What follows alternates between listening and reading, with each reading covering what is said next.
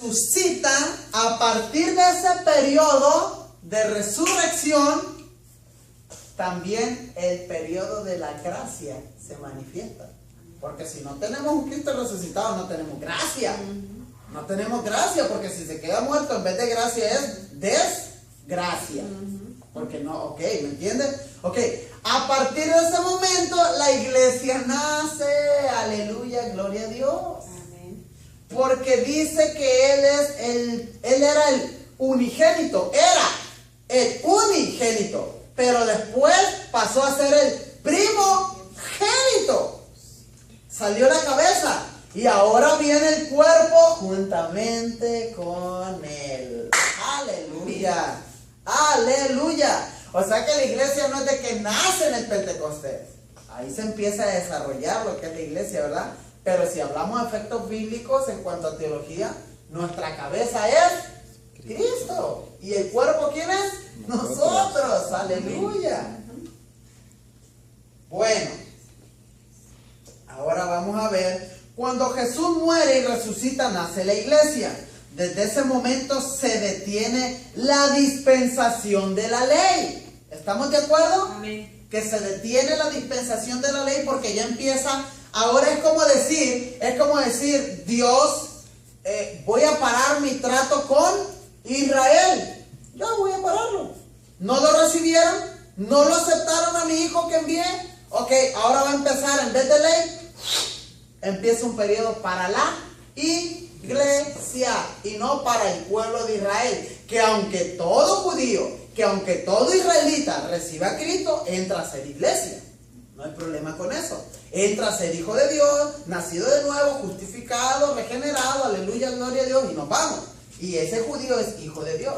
Pero hablando a efectos bíblicos, nace Cristo, nuevamente ando con el nacimiento, resucita Cristo, empieza el periodo de la gracia. Y ahí la iglesia empieza a manifestarse. Prosigo. Desde ese momento se detiene la dispensación de la ley y empieza a correr la dispensación de la gracia, que es lo que Pablo llama el tiempo de los gentiles. O sea, el tiempo de la gracia, Pablo lo llamó también el tiempo de los gentiles, Romanos 11, del 1 al 25, el tiempo de los gentiles, que viene siendo un trato de Dios con la iglesia. Esto indica que mientras la iglesia esté presente en la dispensación de la gracia, no se podrá cumplir la semana número ¿cuál? 70. Mientras Dios no termine con la iglesia, que es el tiempo de la gracia, no me puedo ir al tiempo de la ley otra vez. Para que se cumpla el tiempo de la ley, no podemos. Vamos a seguir. Semana número 70, porque esta dicha semana, me pasé, se me movió aquí. Esto indica que mientras la iglesia esté presente en la dispensación de la gracia, no se podrá cumplir la semana número 70, porque en dicha semana se activará la dispensación de la ley para terminar Dios su trato con su pueblo escogido, que es Israel. Según el testimonio de los apóstoles, no puede haber una mezcla de los dos tiempos. Según el testimonio de los apóstoles, es imposible que la iglesia pase por el periodo de la gran tribulación, hermano. Es imposible. Para si usted ve por el canal cristiano, si usted ve un evangelista, si usted ve a su pastor, si usted ve a su líder, hermano, y prepárate y fortalécete porque pasaremos la gran tribulación. Hermano, disculpe, venga para acá con mucho amor. Me gustaría compartir esta enseñanza. Mire, no vamos a pasar la gran tribulación. ¿Por qué lo dicen? Ahora tú te crees mejor que yo. Ahora los patos le tiran a la escopeta, los líderes. No. Mire, porque aquí, aquí con mucha modestia se lo digo, aquí tengo un estudio, la palabra del Señor enseña esto y esto otro, no podremos pasar, porque el trato de Dios, usted le puede decir, en primer lugar, ¿sabe qué número de semana representa la gran tribulación? Le va a decir, pues quién sabe, ¿de qué semana me estás hablando? De la semana 70. La semana 70 está hablando que es un trato de Dios con el pueblo de Israel. Pero desde el momento que Cristo murió y resucitó, desde ese momento, pues Dios se levantó, Cristo se levantó y pues se detuvo la semana, se quedó en las 69 y no hubo otro trato para con Israel, sino que ahora después comenzó el periodo de la gracia y ahora pues Cristo está tratando, o Dios está tratando con los gentiles.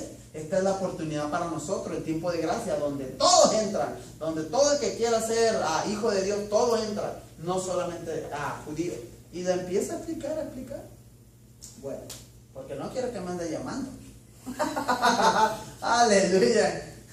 Ya voy a cambiar de telefonito. Ok. Aleluya, hasta aquí vamos bien. Amén. Vamos bien. El examen viene el jueves, a ver si es cierto. Aleluya. 70, fíjense lo que dice Daniel, lo voy a leer. Daniel 9, 24 a 27. 70 semanas están determinadas sobre tu pueblo y sobre tu santa ciudad, para terminar la prevaricación y poner fin al pecado y expiar la iniquidad, para traer la justicia perdurable y sellar la visión y la profecía y ungir al santo de los santos. Sabe pues y entiende que desde la salida y ungir al santo de los santos. Fíjese lo que dice ahí, acuérdese esa palabra. Porque en el original griego no viene y ungir al santo de los santos. En el original griego habla y ungir el lugar santísimo. Porque está hablando de un anticristo. Está hablando de que va a haber un momento donde habla la Biblia de la abominación desoladora, donde va a haber abominación, distracción, desolación, donde el anticristo se sentará en el trono allá, queriendo tomar el lugar, y ustedes saben que es donde dice que va a ofrecer sacrificio. Escuche la palabra sacrificio, no se le olvide la palabra sacrificio. Ok. Ungir al santo de los santos. Sabe pues y entiende que desde la salida de la orden para restaurar y edificar a Jerusalén hasta el Mesías príncipe habrá 7 semanas y 62 semanas. Se volverán a edificar la plaza y el muro y en tiempos angustiosos. Y después de las 72 semanas se quitará la vida al Mesías, mas no por sí. Y el pueblo de un príncipe que ha de venir destruirá la ciudad y el santuario, y su fin será con inundación, y hasta el fin de la guerra durarán las devastaciones. Y por otra semana confirmará el pacto de muchos. Por otra semana, está hablando de semanas y semanas, y aquí allá, escuche. A la mitad de la semana hará cesar el sacrificio y la ofrenda. A la mitad de la semana hará cesar el sacrificio y la ofrenda. Después, con la muchedumbre de las abominaciones, fíjese, sacrificios, ofrendas y abominaciones en un templo, en el templo allá, en el templo de Jerusalén, que se va a reconstruir. Abominaciones, vendrá el desolador, hasta que venga la consumación y lo que está determinado se derrame sobre el desolador. ¿Por qué me está hablando aquí de sacrificios? ¿Y por qué los que predican acerca de que la iglesia pasará por este tiempo de la gran tribulación, por qué me están mezclando la ley? ¿Ya entendió la ley? ¿Sacrificios? ¿Por qué me está mezclando el tiempo de gracia con sacrificio? La iglesia se va a ir y será arrebatada antes de todo esto, para que la semana 70, que es un trato con el pueblo de Israel, pueda tener cumplimiento. Y entonces, cuando ya la iglesia haya sido arrebatada, el tiempo de gracia es cortado, y entonces los que quieran ser salvos, que es la gran tribulación, van a ser salvos por obra, que eso es ley. ¿Por qué por obra? Porque si usted dice, hey, ¿aceptas la marca de la bestia? ¿Aceptas al anticristo? ¿O muerte? No, muerte. Eso es una obra. O sea, por su propia obra, usted va a ser salvo. Va a decir, yo entrego mi vida, sacrificio. ¿Entiende? Amén. Por eso va a volver el tiempo de la ley. El tiempo de la ley volverá. La naturaleza de la semana no se ajusta al carácter de Dios en relación a la iglesia. La naturaleza de la semana, ¿qué semana? La semana de Daniel, hablando de profecía. La naturaleza de la semana no se ajusta al carácter de Dios en la relación de la iglesia. Dice, en el periodo de la tribulación se va a dar lo que se conoce escatológicamente como el día de Jacob, que dicho día es de venganza y de furor. Día de venganza y de furor. Hay muchos hermanos que enseñan que nosotros pasaremos por ese día de venganza, el gran día como se conoce, el gran día que es la gran tribulación. Pero pregúntese usted o me pregunto yo, si antes el Señor en el libro de Isaías habla acerca del día de la venganza, en el libro de Isaías, donde dice yo fui enviado, etcétera, etcétera, para venir, y luego habla de un día de venganza. Pero ese día de venganza fue calmado cuando Cristo vino a la tierra, porque la profecía dice acerca de un día de venganza en el libro de Isaías. Pero cuando ya viene y lee el rollo de Isaías otra vez, el Señor Jesucristo, y dice que Él ha venido a sanar los enfermos, etcétera, etcétera, y el día agradable, ahí cambia. En vez de venganza, el día agradable. Si no, estúdielo, búsquelo. Si no, yo después se lo busco. Si usted no lo encuentra, no sé si es Isaías 42, donde habla eso, donde cambia. ¿Por qué cambia el Señor Jesucristo la palabra de Isaías? Si se supone que Él estaba leyendo el libro de Isaías. Porque lo que el Señor Jesucristo quiso decir, que ya Dios ya no se iba a vengar del mundo. Porque toda la ira y toda la venganza iba a caer cuando Él estuviera en la cruz del Calvario, en el sacrificio al cual Él vino a la tierra. Y por consiguiente, Cristo vino y Él fue lo que se conoce teológicamente el sumo pontífice, lo que se conoce como el Papa, así se le conoce. ¿Qué significa el sumo pontífice? El gran puente. Cristo, Él es el gran puente entre Dios y los hombres. Entonces, ya Dios Padre con la humanidad no se quiere vengar como estaba escrito en Isaías. Ahora lo que Cristo hizo, propició. Él fue propicio. ¿Qué era la propiciación? La propiciación viene del propiciatorio, que es la tapa del arca del pacto. Ese era el propiciatorio. ¿Y qué es lo que se ponía allí? La sangre del cordero que degollábamos acá afuera, y la traía y la derramaba en el propiciatorio. Entonces ahí yo la dejaba, y si las cosas estaban mal, pues venía el Señor, Dios Todopoderoso, y con fuego consumía toda la ira, toda la carga, ahí caía. Lo que Cristo hizo en la cruz del Calvario, el Dios Padre lo abandona, viene y descarga toda su ira con su Hijo amado. De tal manera que hasta lo abandona. Pero ese fue el último sacrificio para siempre. Dijo el Señor Jesucristo, consumado es. Tetelestai, consumado es. Ahora resulta que por ahí andan predicadores, arrepiéntete, deja tus pecados, porque un tsunami, porque un huracán, porque te va a salir la bruja del 71, te va a llevar de las patas, presentando a un Dios con ira, siendo que la ira de Dios ya fue descargada en la cruz del Calvario, y ahora ya tenemos a alguien que nos reconcilió, y para efectos de Dios el mundo ya está perdonado, porque ya vino Cristo.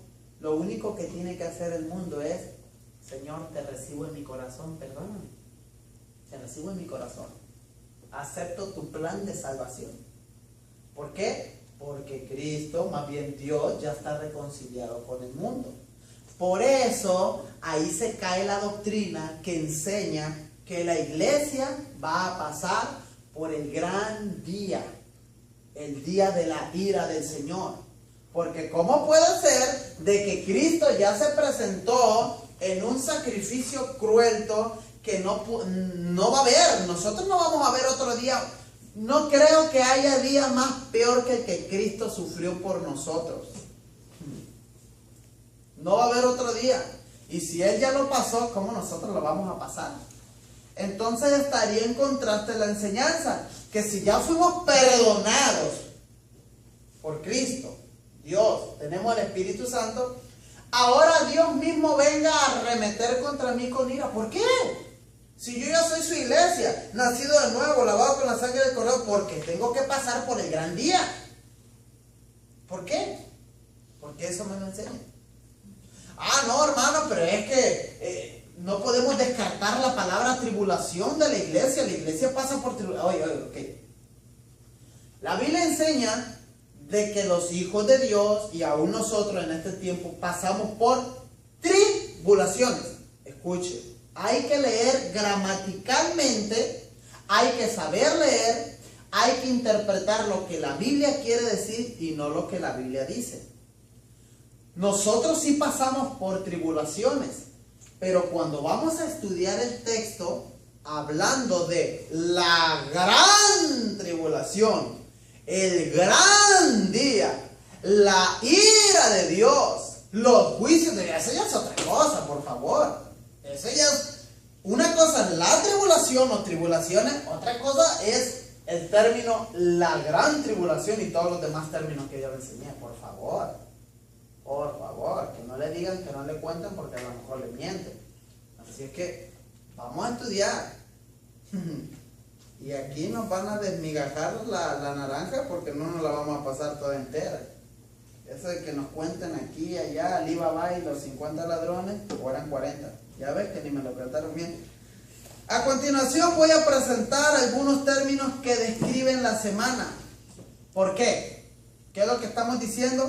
En el periodo de la tribulación se va a dar lo que se conoce escatológicamente como el día de Jacob, que dicho día es de venganza y de furor, perdón. Ira, Sofonías 1:15 al 18, la palabra ira. Sofonías 1:15 al 18, rapidito. Primera de Tesalonicenses 1:9 al 10 y 5:9. Así, pónganlo abreviado, ya les he dicho. Apocalipsis 6:16, 11:18, 14:19, 15:1, 16:1 y 19:1. Para ira, para que usted sepa lo que es la ira, que está hablando de ira. Para que no le diga, usted va a pasar por la ira. Oye, pero aquí están todos estos textos, mira a lo que se refiere de ira. Ahora, juicio. Vamos a hablar, ¿qué es juicio? Apocalipsis 14:7, 15:4, 16 del 5 al 7 y 19 versículo 2. Indignación, que son palabras que vienen en cuanto a eso, también apúntenle que les voy a dar citas. Indignación. Isaías 26 del 20 al 21, porque esa palabra también en los textos se lee, la indignación. Isaías 26 del 20 al 21 y 34 del 1 al 3. Castigo. Isaías 24 del 20 al 21. Hora de prueba. La hora de prueba. Apocalipsis 3:10. Hora de angustia. Jeremías 30:7. Destrucción. Joel 1:15. Y la última es tinieblas. Joel 2:2. Amós 5:18. Y Sofonía 1:14 al 18. Ahí están los textos para todas esas palabras que vienen cuando usted va a leer lo que es el Apocalipsis, todas esas palabras donde viene el día de la ira y que viene un castigo y que la hora de la prueba, de angustia, de destrucción, todo lo referente a eso, ahí están los textos. Nota, todos estos acontecimientos no se ajustan al amor que Dios tiene por su iglesia. Esa es una nota. Pasar la iglesia por la tribulación sería someterla a estas tragedias. Y según el testimonio del apóstol Pablo, nosotros no somos hijos de ira, sino de bendición. Y dice Tesalonicenses 5 del 1 al 9, lo voy a leer porque es necesario, esto es Biblia, no solamente pura lectura. Pero acerca de los tiempos y de las ocasiones no tenéis necesidad, hermanos, de que yo os escriba. Porque vosotros sabéis perfectamente que el día del Señor, ¿que qué? El día del Señor vendrá así como ladrón en la noche. Que cuando digan paz y seguridad,